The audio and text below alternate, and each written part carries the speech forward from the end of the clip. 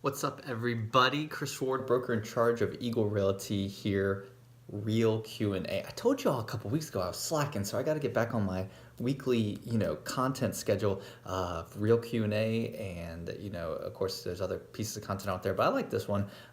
One because it gives me a little bit of live stream interaction each week, and maybe not always interaction, but definitely want you to know that you can submit questions to me. I'd love to answer your question about the buying process, selling process, or your realtor career. I'm gonna try to hold it together this episode because if you watched last week's, if you didn't, you should scroll down and go check that out. Or if you're on, Instagram, it disappears after 24 hours, but you can go to Facebook and YouTube and catch the replay of Real Q&A last week. I just lost it. It was a sad sight to see. Did not hold it together, but luckily we're back and going. So hopefully you enjoyed last week's Real Q&A, the blooper edition apparently. But I got some quick questions here today before I figure out what I'm going to eat for lunch. And I've been talking with a couple people, and like I said, I pull from my experience. I pull from current situations that I might have with buyers or sellers or real estate agents. And of course, you as realtors or general public also submit me some questions. So that's where some of these come from. So the first one was talking about buyers. And I get this, I've had this one since the beginning of my real estate career. I'm a buyer. Why do I need a buyer's agent? Or more so, here's the difference. Buyers don't think of an agent. Sometimes they just call the listing agent. Have you been guilty of that? You just call the listing agent if you're interested about the house. But did you know that over 97% of homes, at least in our area, are sold with two agents involved, a buyer's agent and a seller agent? There's a reason for that. One, to protect your interests as a buyer, as a client of that realtor. You want to be well represented. Now, nothing against dual agency. We'll talk about dual agency in another episode. But really, for the buyer to be well represented, if that's what the buyer wants in the transactional process, you need to have your own agent. Don't call the listing agent, call your realtor, right? If you see, you want somebody on your side advocating for you, having your best interest at heart and being that agent, and you can utilize the realtor of your choice no matter who has a listing, no matter if it's Century 21 or Elliott or an independent, Dockside, Eagle, it doesn't matter who has the listing because that is the listing agent working for the seller. You as a buyer, be represented and get your information from your real estate agent, your buyer's agent. So yes, don't always call a listing agent on the side for questions. Even when you're working with new construction and builders or new, you can still have a realtor representing your best interest. For sale by owners, all those scenarios, have your realtor, your dedicated realtor that works for you, find out those questions. Always a good tip. Sellers. All right, so I get this one a lot about what should I do to get ready to list on the market, or what should I do to upgrade my home, upgrade the value. So I'm gonna answer this in a couple different ways.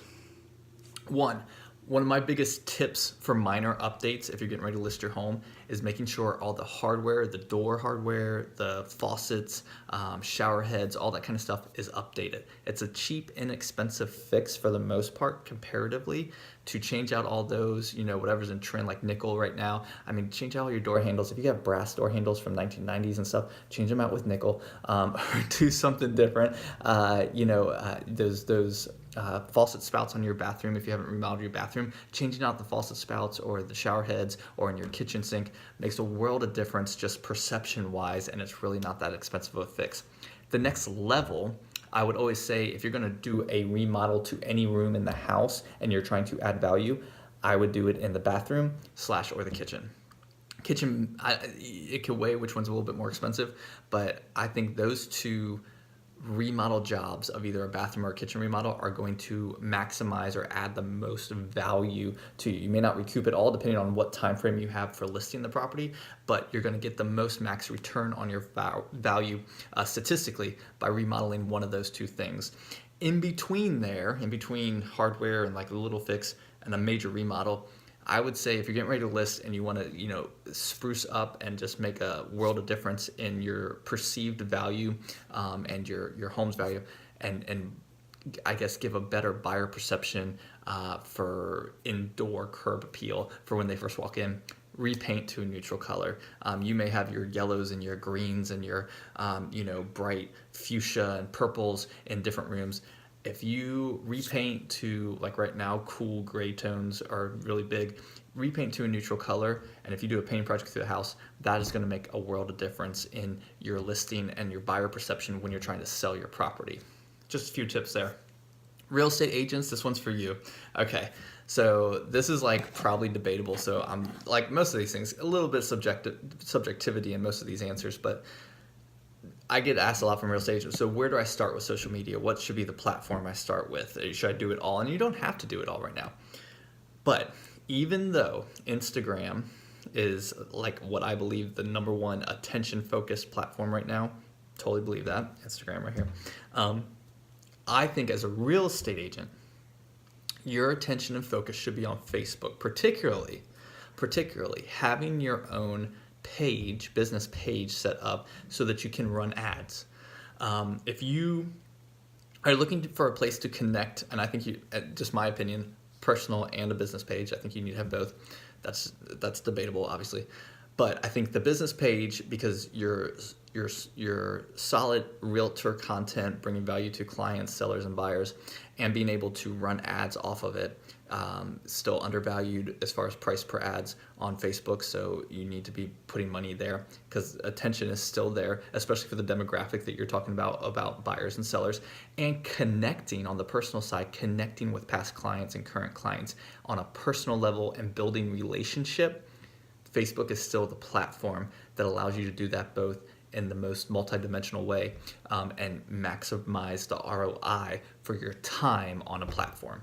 So sorry, Instagram, I'm gonna have to go with Facebook on this one as well. So I hope you've enjoyed this edition of Real Q&A. No mess ups, no laughing fits.